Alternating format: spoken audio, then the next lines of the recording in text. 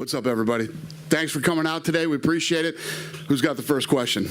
Dana, I know earlier this week you said that this fight was tracking as one of the biggest fights of all time. I'm curious if we could get an update on how things look, and if you could say what you think it is about this fight. You know, normally when you fight abroad, you lose some revenue, right, because you lose some attention. So how is it tracking, and what is it about this one that's making it special? Well, obviously, it's, what is it, 6 in the morning there right now, so I don't have any updates today, but I will around, noon, 1 o'clock on the West Coast.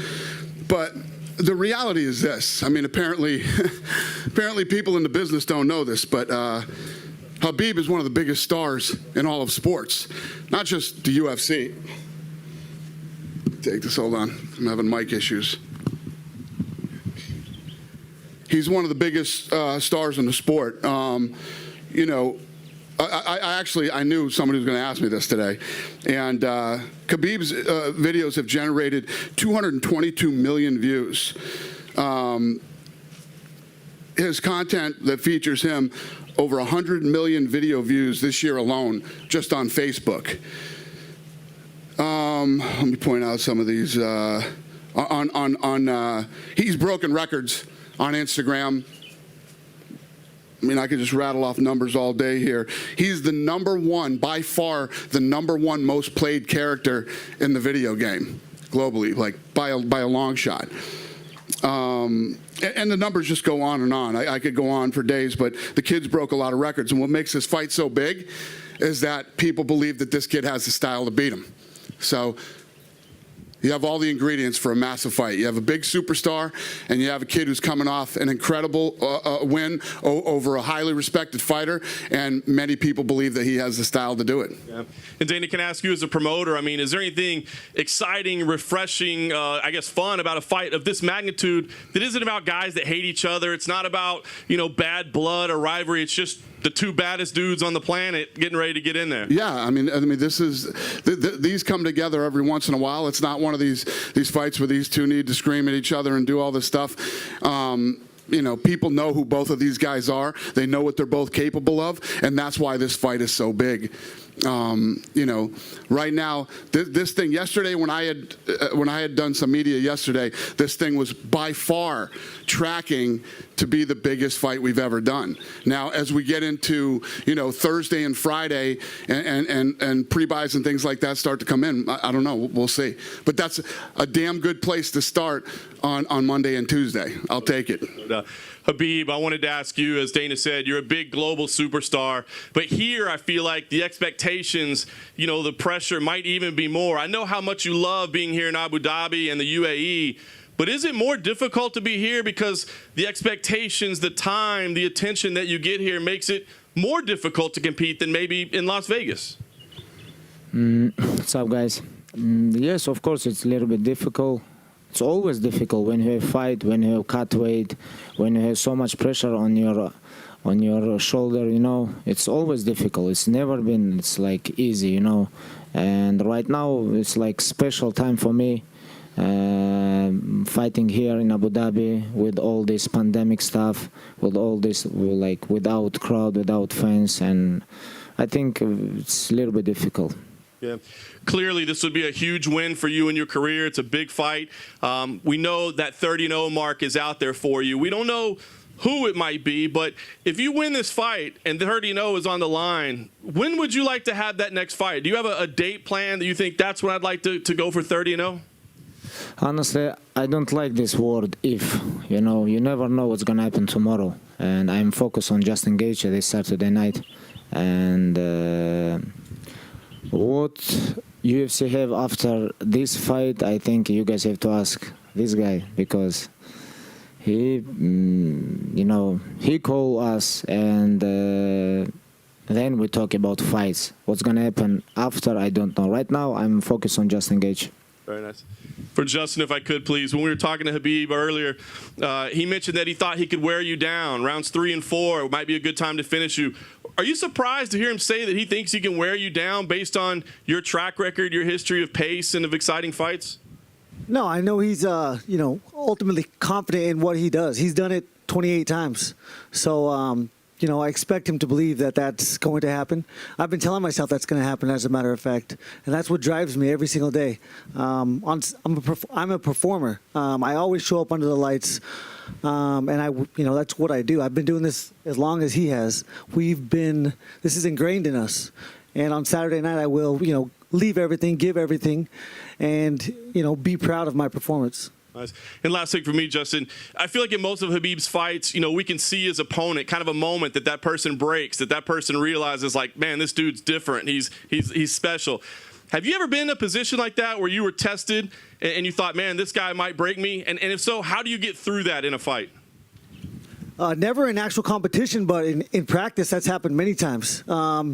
My rule is I quit or you quit every single time I go to practice. Whether we're best friends or, enemies, I'm here to get better. And that's what every practice is for me. Again, I've been telling myself that's going to happen. And, I can't wait to surprise myself again. Dana, obviously your excitement for this fight must be off the charts, but how do you actually see it playing out when they're inside the octagon? How does the fight go? I don't know. That's another thing that makes this fight so exciting. I mean, you think you know what he's going to do, and you're pretty sure you think you know what he's going to do, but when they get in there, anything is possible. Again, one of the things that makes this fight so fun and so exciting and so interesting to the world. I know we've had some guarantees in the past, and it's not something you necessarily want to do all the time, but can you guarantee this is going to be a fantastic fight? Well, tell me the last fight he was in that sucked. I guarantee it. Yeah, when was the last fight he was in that sucked? It doesn't exist, you know what I mean? And I don't have the numbers. I completely forgot about that. But what has he lost? Has he lost 2 rounds in his entire career? He's undefeated, right? But how many rounds has he lost in fights? Just 1. 4? I'd say 0, but they say 1. 1? Yeah, they say 1. Yeah, so you know what I mean. Khabib is looking down the barrel of, not only the greatest to ever do it in this division, but he's looking. Listen, I think if he beats Justin on Saturday, he's the #1 pound for pound fighter in the world, and he's on his way to GOAT status. And like he said, he doesn't say if, how long he's going to stick around and how many more of these he's going to do, but. Pretty impressive what this guy has done. To be sitting here, I mean, you know what I think of John Jones, and we always talk about what John's accomplished in his career. Look at how many fights this guy has, and he's still undefeated. And this is a nasty, nasty weight division. For Justin, I was thinking, when you look at Khabib's past fights, is there a consistent mistake his opponents always make, or is it just that he's good enough to overcome whatever they have planned?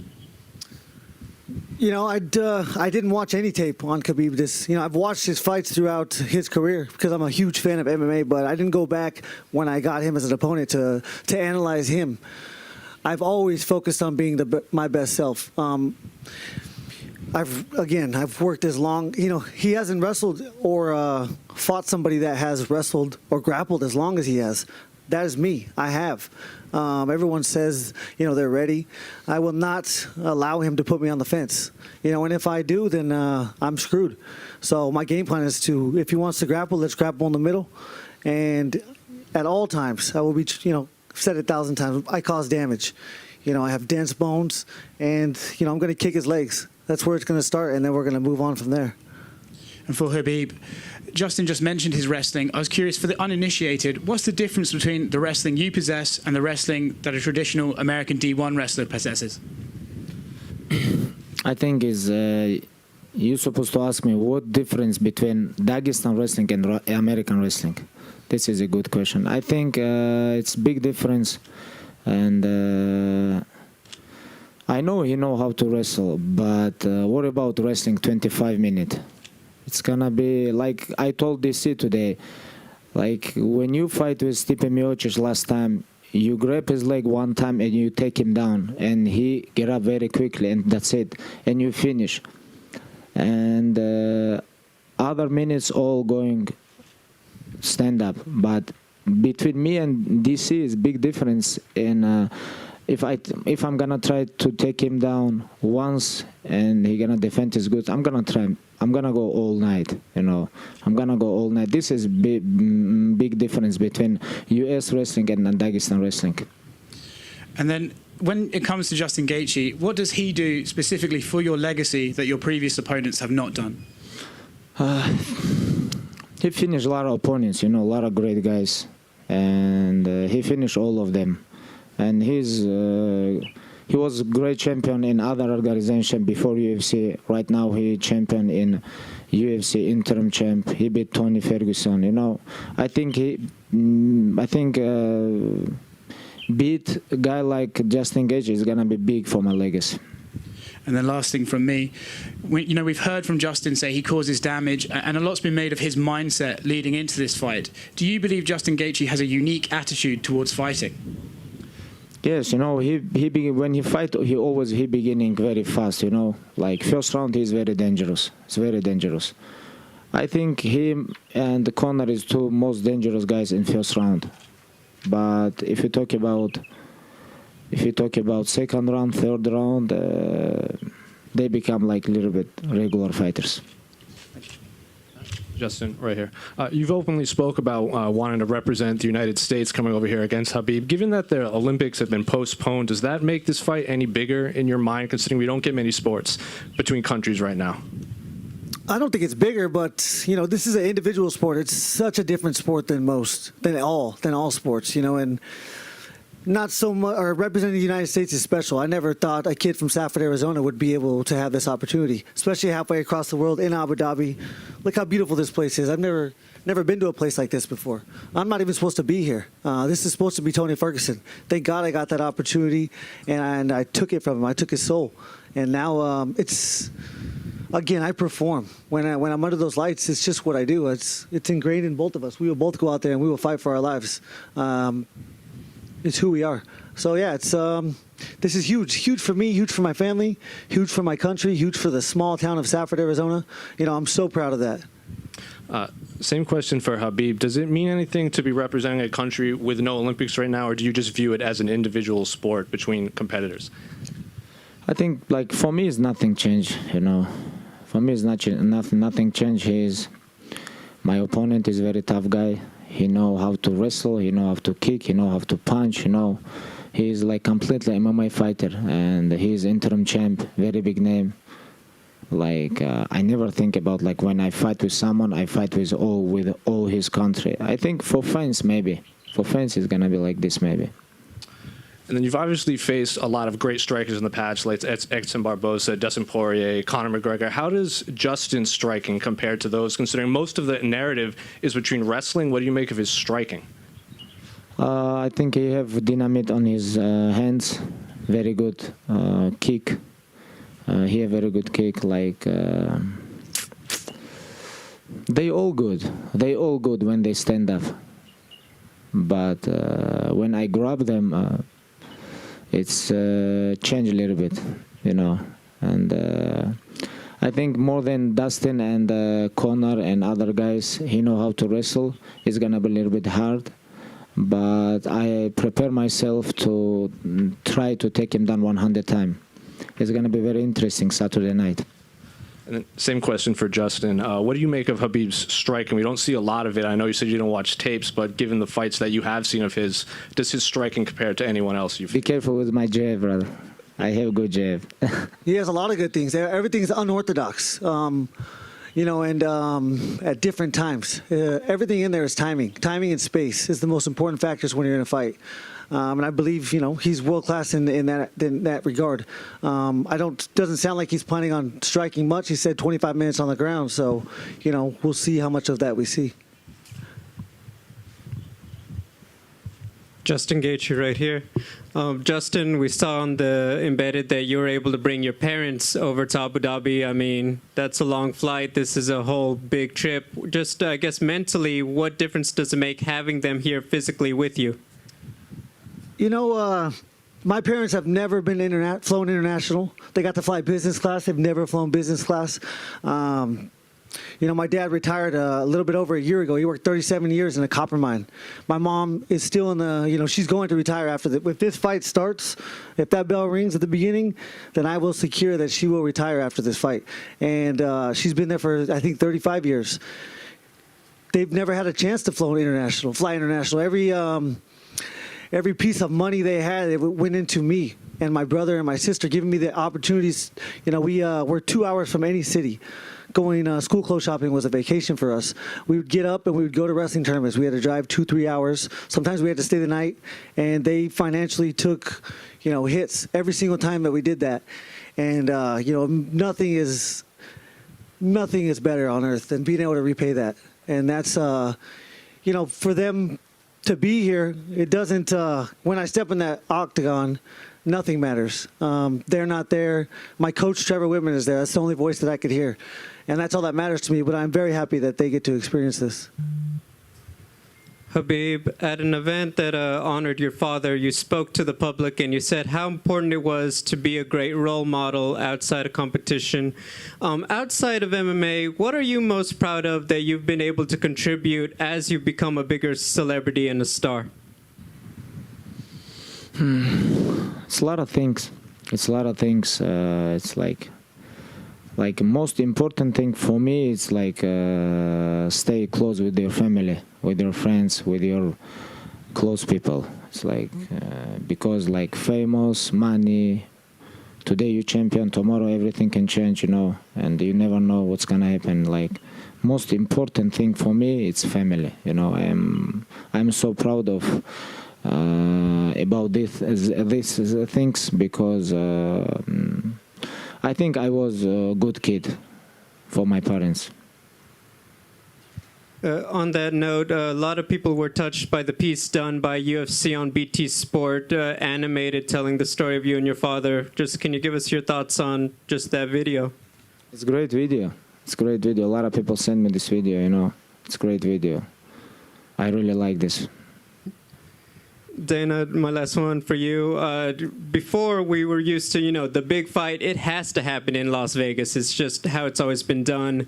As you got a star like George St. Pierre, you made it clear that he does that great business in Canada, that's where you're going to keep him. We know you signed a great deal with Abu Dhabi. Is Khabib a guy that you would strictly keep on this side of the world, or do you see him going back to Vegas in the future? Well, the deal that we signed with Abu Dhabi was over the next 5 years, 5 fights in 5 years. And then the pandemic hit, and, you know, we were looking for a place to go, and thank God we ended up here. But no, these fights can happen. If the world comes back to normal, these fights can happen anywhere. Like I say, I'm just looking at Saturday. I don't know what's going to happen in the United States and the rest of the world going into 2021, but I'm hoping, you know, we can get back to normal soon and start traveling around and having fans back. Would you say, you know, we're used to the world tour and things like that. Obviously, that's impossible right now, but would this fight have been one that maybe you take these guys around the world to build up the fight? I don't know. I mean, listen, this thing, if you look at, we've been going like this through the whole pandemic. Our numbers continue to rise, and we've been super successful throughout this thing. I mean, I was just looking at this thing, too. UFC 254 total impressions is 23 billion. So when you start talking about, well, how is this such a big fight? And it's just, the world is not the same as it was 8 months ago. Everything is completely different now. And, you know, this is a massive fight that didn't even need a world tour to pull 23 billion impressions. It's questions for Justin Gaethje. A couple of weeks ago, Ali came on the Schmozone podcast and talked about a time that you helped Khabib cut weight a couple of years ago for a UFC fight.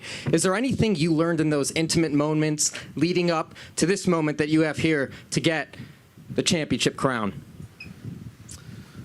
Listen, I've been cutting weight my whole life. He's been cutting weight his whole life. There's nothing fun about it. So if I'm around and you're struggling, then I'm going to lend a helping hand. It doesn't matter who you are. I just happened to be in the situation at the time, and it's who I am. It's, you know, nothing more than that. I didn't go into the situation to learn about him or about his, you know, mindset. I was there to help, you know, because he needed some help at the time, just in that 1 minute. It's questions for Khabib. You want to be known as the greatest of all time, or one of the greatest of all times. You have a lot of respect for the Mike Tysons, the Muhammad Alis.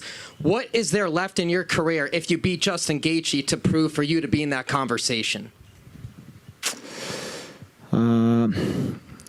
Like Muhammad Ali, he's on different level. I think it's like Mike Tyson is almost same level, but like personality, Muhammad Ali is like different level, you know. And for me, become like this, I don't know. It's a very hard question, you know. When I grew up, I watched these guys, you know, these guys greatest. I don't know I can ever become close to these people. I didn't have like this goal, you know. I just want to win every my fights, and we'll see on future, because I'm not finished yet everything what I have. Dana, how you doing, mate? It's been an incredible 5 weeks here on Fight Island, and it's something I'm going to remember for the rest of my life. But I'm curious to know what the feeling is for you as we stand here on the beach, commencing one of the most epic events in possibly one of the most challenging times of our existence. Yeah, it's a great question. Yeah, I feel the same way I think that most of you do. I've said it many times.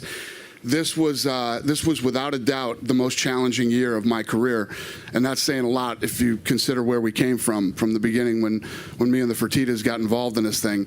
But it's also been one of the most rewarding.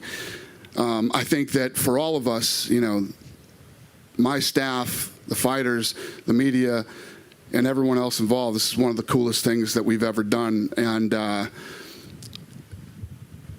I'll never forget it. Yeah, I'll never forget it. I ain't gonna lie, I'm ready to get home. You know, it's gonna be good to get home, but this has been incredible. And if you got to be locked up in a bubble, this is the bubble you want to be in right here. So, yeah. Can I also ask you what your personal highlight has been outside of the fights? Yeah, I think the entire experience. I don't think you can go anywhere in the world where you're going to get this kind of service, attention to detail. The people here have, you know, when you think about the people that are all working here and taking care of us in this bubble, they've been here for a long time. They've been away from their families way longer than we have, and this is their second stint here after the first Fight Island. So the attitude of the people here, and it's just there isn't a bad experience through this entire thing, man. And if you need something or something's not right, these people take care of you. This is hospitality to another level, and I can't thank them all enough. It's been an amazing experience. Awesome. Thank you for the opportunity as well. Thank you. Khabib, you're a man of loyalty, a man of passion, and a man of dignity. But what are some of the other things that you want people to remember you for when you retire from the sport of mixed martial arts? I don't know. When I'm retired, I just want to retire like undisputed, undefeated UFC lightweight champion. And here in sport, I have this goal. Without sport, without octagon, honestly, I don't know. I have a lot of goals. And we'll see. Thank you.